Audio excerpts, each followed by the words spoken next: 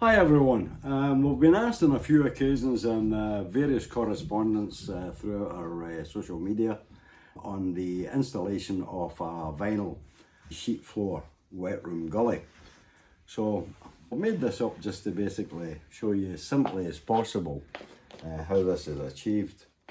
McAlpine do 43 permutations of sheet floor gully, and also tiled floor gullies for the tiled floor for a wet room.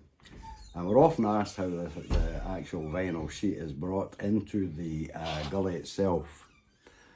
So what it's done is the sheet is actually, gully's put in the floor.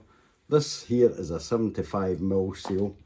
We have also 50mm water seals, and also ones with non-return valve, which has got a total height of 50mm in height for shallow installations, which has the non-return valve.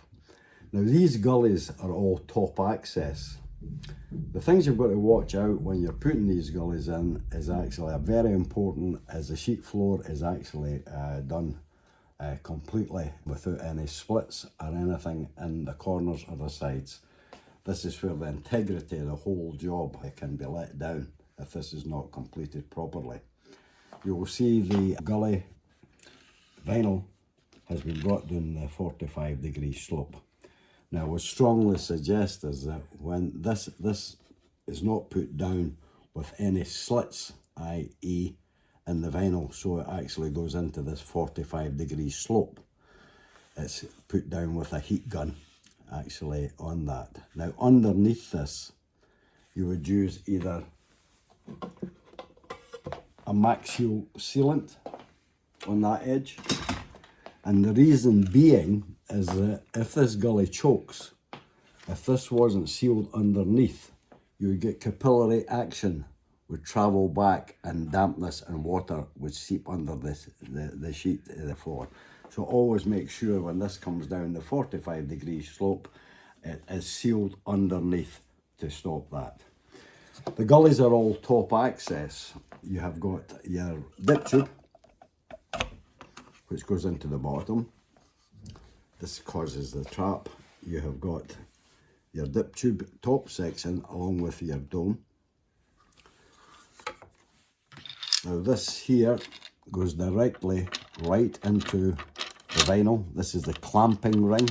So this clamps the sheet membrane against the side of the gully. Once that is secured, the top half of the gully can then be replaced. It is important that this foam seal, which causes the actual trap seal in general, is slightly lubricated with silicone grease during any extraction and reassembly. So it goes completely down and into place, and then secured with the two top securing screws. So I'll just go through that with you again.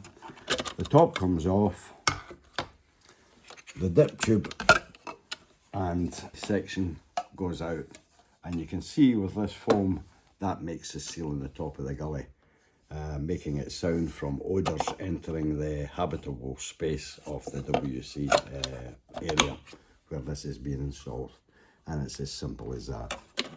Now, another thing I should point out is that the outlet of the gully, which is a very, very important point.